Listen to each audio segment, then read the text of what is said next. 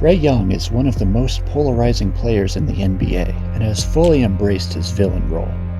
Fans and analysts alike love to hate him and love to cheer when he fails. But what if I told you that he is already one of the best players in the game and could be on his way to being one of the greatest players of all time, and that if you don't believe that, you are definitely underrating Trae Young? A while ago I got into an internet argument about whether Trae is underrated. But internet arguments are pointless, so instead of continuing that, I decided to put all my arguments and stats I found into a video. I started off by commenting on the most common counter-arguments I kept hearing. First, the bad arguments. Trae's an inefficient scorer. The term I saw more than once is that he's a chucker. To me, this is just lazy criticism. It was true of him as a 20-year-old rookie, but he's gotten more efficient as his career has gone on. Just a 15-second look at his stats would show that. Last season, he posted a career-high 536 EFG percentage, and even with the league cracking down on players trying to draw offensive fouls, he still had a career-best 603 true shooting percentage. But how good are those numbers actually? He was the 19th best guard last year in EFG percentage and 7th best in true shooting percentage. Of all guards who averaged at least 16 points per game, he was 12th and 2nd respectively. That means among all medium to high scoring guards last year, he was the 2nd best at all-around efficient scoring, behind only Zach LaVine. Yes, that means he was ranked ahead of Steph Curry in that category last year, the most efficient scoring guard of all time. Bigs usually have better scoring efficiency numbers than guards, since most of their shots are near the basket and they draw more fouls. But if we look at all players who averaged at least 25 points per game last season at any position, Trae's EFG percentage ranked ahead of Joel Embiid, Luka Doncic, DeMar DeRozan, Ja Morant, Jason Tatum, Devin Booker, and Donovan Mitchell. Unless all of those guys are chuckers, it's ridiculous to call Trae one. The second common argument I heard was that he's turnover prone. It's true, he commits a lot of turnovers, but he also does more with the ball than almost anyone in the league. His turnover rate is actually relatively low compared to other players who do as much as he does. 6 players had at least a 40% assist percentage last season, and only 1 had a lower turnover percentage than Trae. And of the 17 players with at least a 30% usage rate last season, Trae had the best assist-to-turnover ratio. Additionally, of the 15 players who made All-NBA teams, Trae had the 2nd best assist-to-turnover ratio, behind only Chris Paul, one of the best ball protectors of all time. So yes, Trae does commit a lot of turnovers, but other players who do as much with the ball as Trae does commit more turnovers than he does, or at least more turnovers per assist. People were also literally criticizing him for not winning a championship. The guy just had his 24th birthday as I'm recording this, and he's already being judged for not winning championships. The obsession with rings that some fans have has really gotten toxic. Anyway, here's a list of some recent greats and all-time greats with their age when they made their first conference finals series. It seems to me like Trae is ahead of schedule here. Put a pin in this because I will come back to it in the good counter-argument section. A lot of people want to compare him to Steph Curry. This is another lazy argument in my opinion. Other than having deep shooting range, I don't see much similarity in their games. Steph is much more active without the ball, uses screens and pulls defenders toward him to create opportunities for his teammates.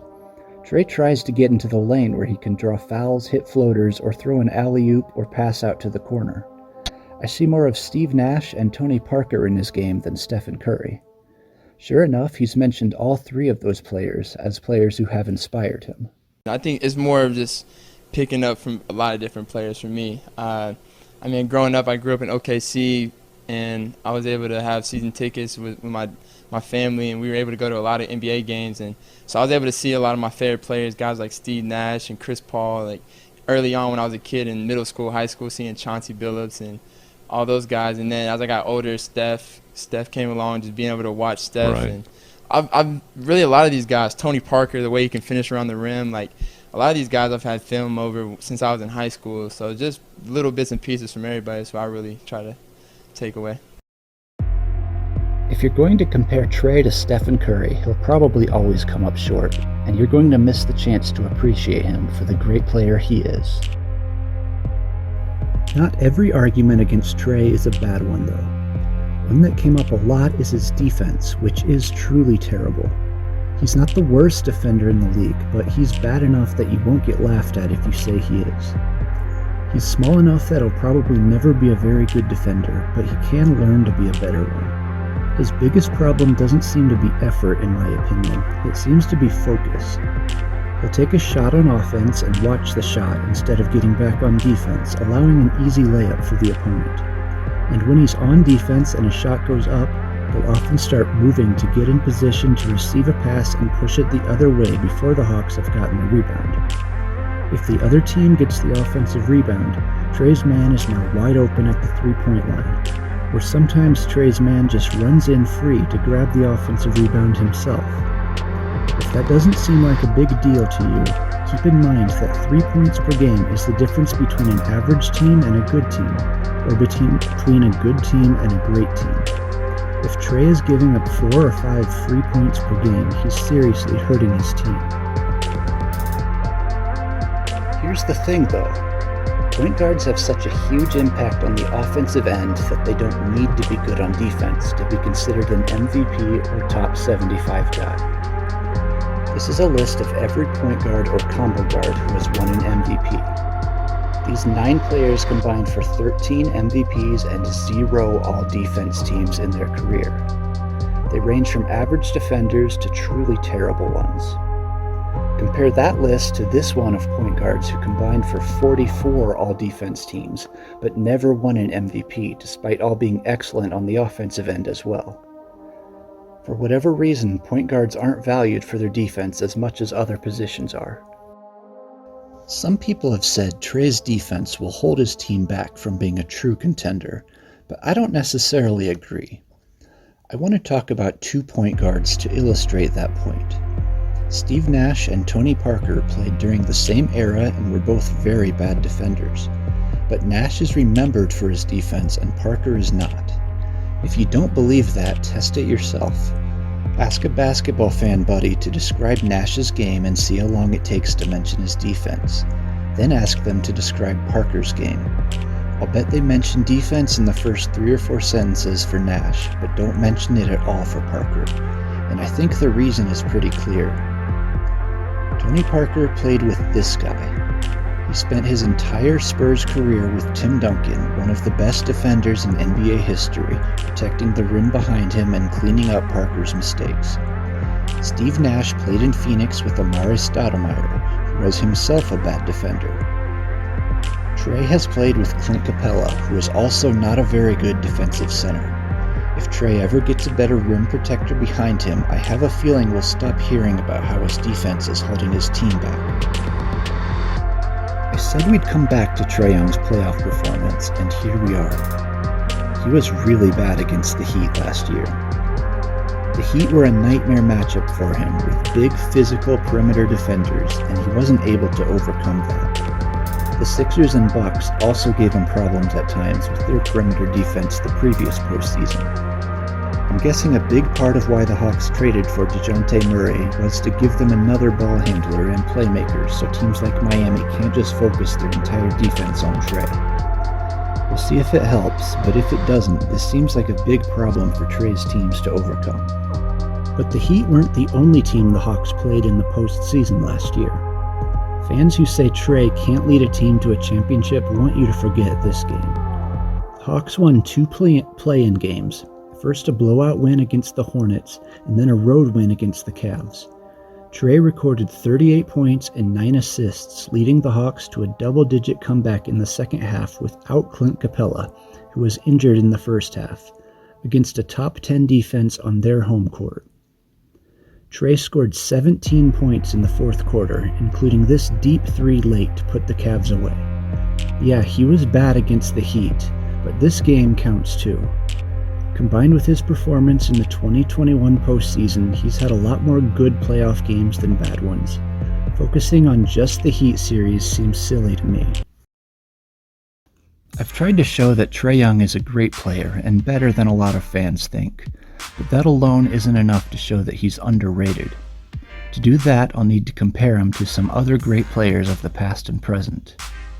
In the 2020-21 season, Trae averaged 25 points and 9 assists per game. The Hawks were one of the hottest teams in the league in the second half, so all NBA voters should have had that in mind. Where did he finish in all NBA voting? He didn't make any team. He only got 2 third-team votes out of a total 100 voters. To be fair, the guard position was stacked that year. Zach LaVine had a great year and only got 1 third-team vote.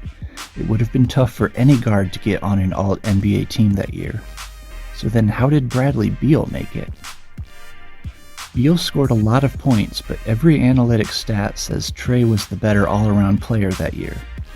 Maybe you don't believe in analytics. I don't personally give them any more trust than any other stat, but when every analytic says one player is better than another, there's probably something to it. Beal got 7 second-place votes and 50 third-place votes. At least 55 voters thought Beal was better that year than Trae. Yeah, Trae Young was underrated. Either Trae or James Harden should have been third-team All-NBA that year over Beal, but Harden at least got a similar vote total to Beal that year, even getting a couple first-team votes. Trae was nowhere close to him in the voting. In 2021-22, the guard position was a lot less stacked.